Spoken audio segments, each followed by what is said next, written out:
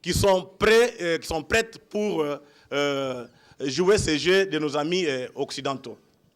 Pour terminer, j'arrive à une conclusion. Il faut qu'on fasse attention. À chaque moment qu'il y a mutation sur le plan économique dans le monde, l'Afrique en particulier, bon, en général, le Congo en particulier, paye les pots cassés. Je vous parle d'abord de la première révolution, la révolution commerciale, la première révolution du capitalisme. Quand il y a eu une révolution commerciale, il y a eu comme conséquence l'esclavage et la traite négrière. On a pris les nègres, on les a vendus en Amérique pour faire des affaires. On était des marchandises. Et quand il y a eu la révolution industrielle, on a fait la colonisation. On n'a pas mis fin à l'esclavage ou bien à la traite négrière parce que les Blancs nous aimaient, non. Parce que le commerce des hommes coûtait beaucoup plus cher qu'avec l'industrialisation, on peut produire ce que 1000 personnes peuvent produire. Nous sommes maintenant dans la troisième révolution du capitalisme, avec ce qu'on peut appeler aujourd'hui la révolution des nouvelles technologies. Ceux qui meurent au Kivu là, d'ailleurs beaucoup ne connaissent même pas le coltan, même les usages, même les Rwandais qu'on utilise par les militaires, ils ne connaissent rien. C'est parce qu'on a besoin du coltan, et c'est ce qu'on appelle des terres rares, pour l'utilisation de la nouvelle technologie. Vous avez vos portables, vous avez des téléphones, vous avez l'application militaire.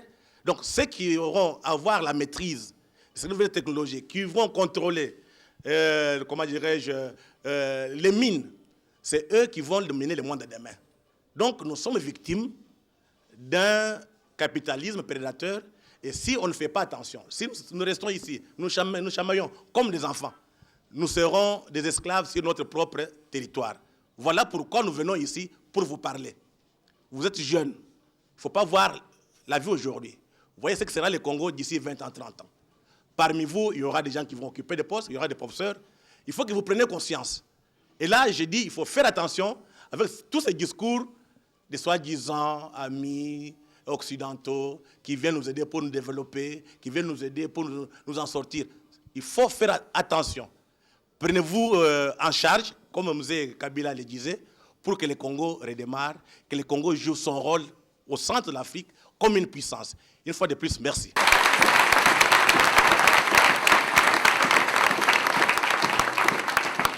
Non seulement les hommes, mais également les richesses de la République démocratique du Congo, les immenses richesses de la République démocratique du Congo, ainsi que l'ont pu démontrer autrefois le professeur Kibanda et les autres. Je pense que du côté... OK. Donc, je disais, depuis 1960, des zones des insoumis, comme l'a démontré le professeur Mwaka, ont été renforcées par des opérations de brassage, de mixage et autres opérations militaires conjointes qui ont contribué plutôt à fragiliser davantage la République démocratique du Congo plutôt que de l'aider à sortir du gouffre où elle se trouve.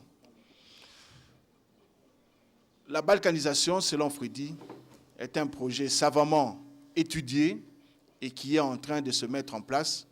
Il appartient donc aux Congolais d'ouvrir l'œil et le bon et de se comporter en conséquence. Alors, nous passons au troisième sous-thème avec le docteur Emmanuel Kabongo Malou. République démocratique du Congo, la chapelle des impuissances, balkanisation ou disparition. Visiblement, les termes sont bien choisis pour nous choquer. Emmanuel Kabongo, vous avez la parole. La réflexion que je vais devoir partager avec vous a été menée à l'occasion du cinquantenaire de l'indépendance du Congo. Comme vous le savez, les grands anniversaires ont des obligations bilantaires et posent comme exigence, n'est-ce pas, les bilans. C'est à ce niveau que je me suis interrogé pour savoir, 50 ans après l'indépendance, qu'est-ce que le Congo? Quels sont les Congolais devenus? Et par des méthodologies herméneutiques, phénoménologiques, observationnelles, on est arrivé à constater que, d'une part, l'État au Congo n'était pas viable et le Congo comme nation n'était pas une nation forte. C'est-à-dire, à ce niveau-là, on a relevé le fait que l'autonomie politique, l'autonomie de l'espace politique au Congo était totalement laminée par les ingérences structurelles qui sont devenus, n'est-ce pas, plus tard comme une gouvernance parallèle de la RDC. Je vais en parler tout à l'heure. Et au niveau économique, il y a eu une perte de la souveraineté économique parce que pratiquement toute l'économie congolaise et même toute la monnaie échappe dans les mains des Congolais. Donc c'est à ce niveau-là qu'on a constaté que 50 ans après l'indépendance, le Congo avait totalement perdu l'autonomie, tant politique qu'économique. Et qu'au deuxième niveau, on a relevé le fait que les populations congolaises qui étaient exclues de la sphère politique et de la sphère économique s'étaient retranchées totalement dans ce qu'on peut appeler la sauvagerie, dans les sauvageries collectives qui caractérisent, n'est-ce pas, la déshumanisation et l'appauvrissement anthropologique du Congolais comme être. Et que si vous prenez les deux prémices, c'est-à-dire la perte de l'autonomie politique et économique avec les sauvageries du peuple congolais, on fait un troisième constat qui est la conclusion à partir de ces deux prémices, à savoir que les risques qui pèsent sur le Congo aujourd'hui ne sont pas les risques de la balkanisation, mais plutôt, parce que le Congo a été déjà balkanisé en 1885, mais plutôt les risques de la disparition comme espace historique appartenant à un peuple historiquement identifié et qui s'appellerait Congolais. C'est à ce niveau-là, n'est-ce pas, que j'ai fait la réflexion et je vais devoir rapidement la structurer en 4 petits mouvements. Le premier mouvement, je ferai ce que j'appelle pompeusement l'herméneutique de l'impuissance. Et au deuxième niveau, je ferai ce que j'ai appelé, n'est-ce pas, la déshumanisation. Et au troisième niveau, j'avancerai l'hypothèse, c'est-à-dire l'hypothèse explicative, comme intuition centrale. Moi, je suis un philosophe, je fonctionne par intuition. Donc, mon intuition centrale est que 50 ans après l'indépendance, le Congo est devenu ce qu'il est aujourd'hui parce que les Congolais ont perdu l'identité collective. Et j'expliquerai comment je suis arrivé, n'est-ce pas, à faire à asseoir cette intuition à partir d'une certaine géopolitique de la violence. Et je conclurai mon travail par la nécessité pour les Congolais, n'est-ce pas, de reconstruire leur identité collective comme capacité qu'a un peuple de résister à tout joug. Donc, le premier point, je l'ai dit tout à l'heure, c'est l'herméneutique de l'impuissance étatique du Congo. Je l'ai annoncé. Là, j'ai fait un travail à 2 niveaux, parce que cette impuissance apparaît plus clairement au niveau politique, c'est-à-dire qu'elle se traduit par l'absence, les laminements profonds, n'est-ce pas, de l'autonomie politique, n'est-ce pas, des institutions politiques congolaises. Et je l'ai dit aussi, ces laminements est dû au fait qu'il y a de fortes ingérences structurelles. Je prends le concept d'un professeur congolais. Elles se sont transformées rapidement en une autre gouvernance, en une gouvernance mondiale de la RDC. Et à ce niveau-là, vous avez 3 phénomènes qui expliquent ça. Vous avez d'abord la MONUSCO, c'est-à-dire la MONUSCO, la force, n'est-ce pas, la mission de l'ONU pour la stabilisation de la RDC, a été dotée dans son mandat par le Conseil de sécurité de prérogatives qui appartiennent généralement à un État, c'est-à-dire la sécurisation des populations, la sécurisation des frontières, la stabilisation de la RDC, tout ça. Et la MONUC, que vous voyez, ne se gêne pas de jouer ce rôle d'une gouvernance mondiale. Ce n'est même plus comme notre gouvernement, parce que la MONUC est plus forte, elle a un budget lourd, et puis elle a des forces armées et des forces de police, et elle rend compte chaque semaine, n'est-ce pas, à la population congolaise que nous sommes donc ses administrés, en nous parlant de la sécurité de l'Est, en nous parlant de la sécurité dans les Kasaï. Donc la MONUC, il y a une substitution, une guidance de la gouvernabilité interne par la gouvernance mondiale. Le deuxième niveau de ces laminements du pouvoir d'État au Congo, c'est ce que le professeur Moukoko appelle l'agencification. Et j'aime le concept. C'est-à-dire qui caractérise la substitution, l'appropriation et l'exécution de l'action gouvernementale par des instances, par des institutions, n'est-ce pas, ce qu'on appelle les agences, n'est-ce pas, d'exécution de l'aide. Ça signifie que non seulement nous avons au niveau macro-politique une guidance qui est faite par la MONUSCO, mais de l'autre côté, vous avez, au niveau même de l'exécution de notre politique gouvernementale, vous avez cette ingérence structurelle, c'est-à-dire des agences qui s'installent dans nos ministères et qui interfèrent, qui pratiquent, et je vais lire une phrase en parlant de ces agences que vous trouverez dans tous nos ministères. Je ne vais pas les citer. Vous prenez tout ministère au Congo a au moins 3 ou 4 agences qui sont, n'est-ce pas, diligentées par la Banque mondiale ou le FMI ou le OMC, donc c'est-à-dire les bras technocratiques de la mondialisation, ou bien par les agences de coopération de l'Union européenne, du Japon. Et ces agences interfèrent dans toutes nos activités. Ils ont même des prérogatives qui sont généralement dévolues au ministère. Et Greenpeace décide sur l'environnement, fait la gestion forestière, la BSECO fait ceci. Donc c'est une autre possibilité de débilitation du pouvoir d'État en RDC. Et j'ai commis une erreur. Je voulais, avant de terminer sur la MONUSCO, n'est-ce pas? Parce que j'ai parlé des ingérences structurelles en parlant de la MONUSCO qui joue le rôle d'un gouvernement mondial installé au Congo, avec des forces armées, avec des forces de police, avec du budget, qui se permet même de nous faire des comptes rendus.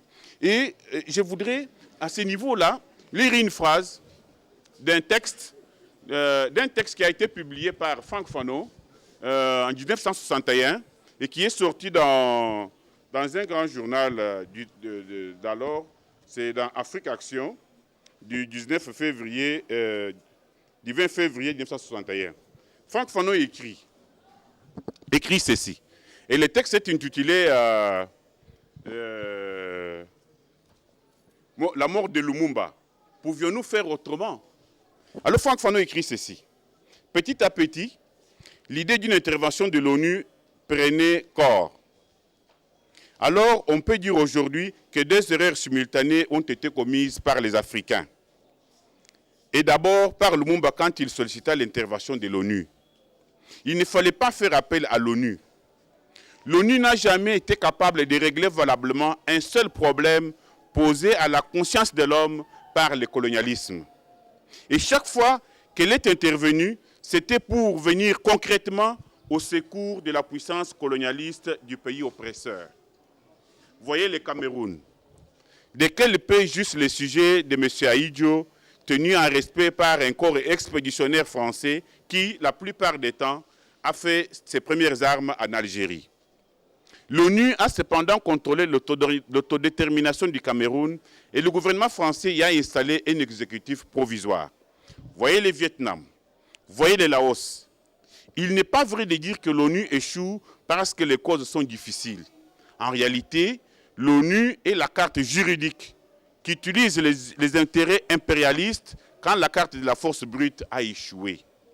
Les partages, les commissions mixtes contrôlées, les mises sous tutelle sont les moyens légaux internationaux de torturer, de briser la volonté d'indépendance des peuples, de cultiver l'anarchie, le banditisme et la misère. Donc, motiver la mise sous séquestre du Congo. Je parle du Congo en 61. Donc, je disais que nous pouvons dire que 50 ans après les indépendances est égal à 50 ans avant l'indépendance, parce qu'en 60 déjà l'ONU était là, avec tout ce qui nous est arrivé, la mort de Lumumba et tout et tout. Et 50 ans après l'indépendance, l'ONU est toujours là, avec la force, n'est-ce pas, de sécurité la plus forte au monde, avec un budget colossal et jouant le rôle, n'est-ce pas, de la gouvernance mondiale en RDC. Donc c'était la première partie. La deuxième, j'ai parlé de l'agentification, c'est-à-dire de la substitution de l'action gouvernementale par l'action, n'est-ce pas, des bras technocratiques de la mondialisation, qui sont les FMI, la Banque mondiale, qui sont installés, n'est-ce pas, dans nos ministères pour régenter cette action et diriger notre pays. Et je lis, n'est-ce pas, pour conclure cette partie-là, je lis une petite phrase que je viens de prendre dans le dernier livre du professeur Mukoka, État et gouvernementalité au Congo, RD. Au final, l'agencification porte atteinte à l'idéal de la consolidation de la capacité de l'État, en ce qu'elle fragilise le processus de management public, en affaiblissant les rouages et les stratégies endogènes de résolution des problèmes. Elle n'est donc pas de nature à favoriser une politique harmonieuse de développement des ressources humaines nationale ou d'impulser réellement le processus de développement. Donc, je cite, c'est écrit à la page 136. Et le troisième phénomène, n'est-ce pas, d'affaiblissement des pouvoirs étatiques au Congo est caractérisé par la présence massive des corps expéditionnaires étrangers dans notre pays. Dans ces pays-là, il y a des corps expéditionnaires angolais, rwandais, burundais, tanzaniens et autres, même sud-africains. La conséquence majeure de cette présence massive de corps expéditionnaires étrangers dans notre pays est que les gouvernements de ces pays-là s'accaparent sans nous informer de nos richesses nationales, comme l'Angola qui a pris les plateaux du plateau continental, comme l'Ouganda qui exploite le pétrole du lac Albert, et comme le Rwanda qui exploite n'est-ce pas, le gaz méthane du Rwanda. C'est-à-dire, quand vous avez des corps expéditionnaires étrangers dans votre propre pays, ça signifie que votre gouvernement n'est pas capable, n'est-ce pas, de protéger vos richesses, de vous assurer la sécurité, et d'assurer la sécurité des biens et des personnes. Donc, c'est l'alignement là qui fait que j'ai conclu que 50 ans après l'indépendance, le Congo avait pratiquement perdu totalement ou partiellement, n'est-ce pas, l'autonomie, c'est-à-dire la capacité qu'a un peuple de prendre des décisions qui concernent sa vie en ne se basant que sur ses propres intérêts. Cette capacité est perdue parce qu'avec la présence de ces organes-là qui interfèrent à tout moment, tant au niveau macro-politique, au niveau micro-politique, c'est difficile de dire qu'il y a vraiment de l'autonomie. Le deuxième niveau, j'ai parlé n'est-ce pas, de la perte de la souveraineté économique. À ce niveau-là, je crois que je peux identifier 4 événements qui peuvent vous donner, n'est-ce pas, la vision de cette perte économique. La première, ce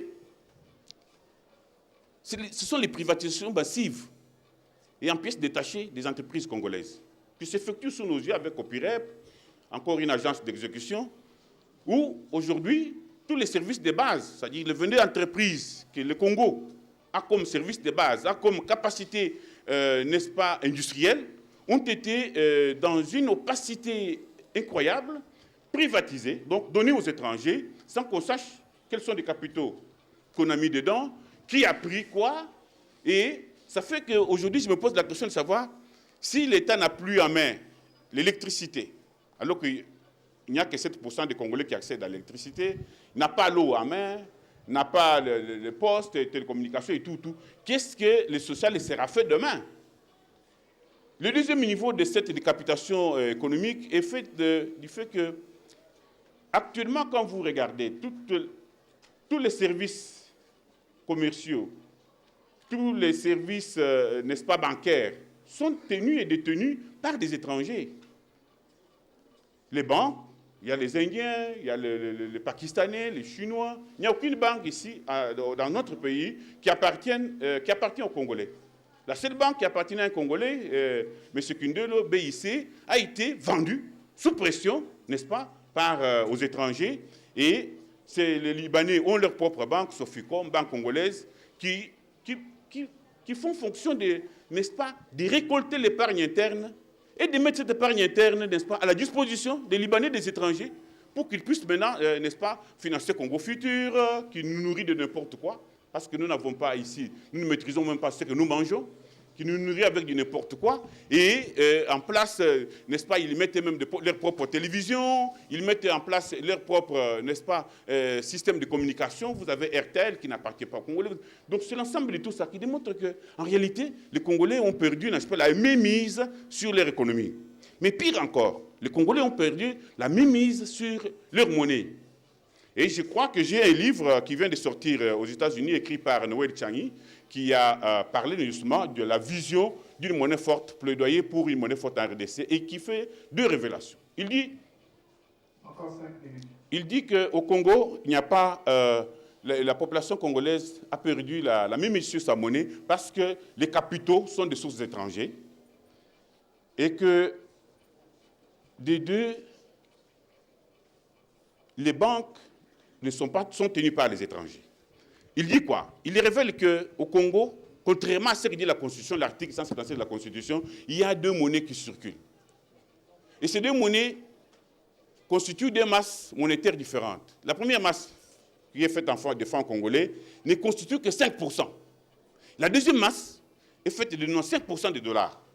Et cette masse-là, la Banque centrale ne la contrôle plus. Et comme elle ne contrôle pas cette masse-là, elle ne peut pas jouer le rôle des derniers prêteurs des recours. Donc, elle ne peut pas ici dire que non, elle peut, n'est-ce pas, administrer la croissance à notre pays. Donc, nous avons perdu cette... et il dit, mais toutes ces banques, dans toutes les banques qui existent, dans toutes ces banques que vous voyez là, il n'y a pas un Congolais dans l'actionnariat majoritaire. Il y en a 24, plus 80 agences, il n'y a pas un Congolais qui soit majoritaire dedans. Ça, c'est Noël Tchani. Et donc, je voudrais, comme je l'ai dit tout à l'heure, aborder le deuxième petit problème, c'est vous dire que quand, avec ces déchéances-là, politiques et économiques, la conséquence, c'est que la population congolaise a été renvoyée dans la sauvagerie. Ici, ça signifie que les instances d'intériorisation, que sont l'école, l'université, sont entrées en subversion et ils produisent des faux modèles. Il suffit de regarder la sauvagerie qui est sur l'université de Kinshasa. On parle des points sexuellement transmissibles, on parle de ceci. Ce sont des violences inacceptables.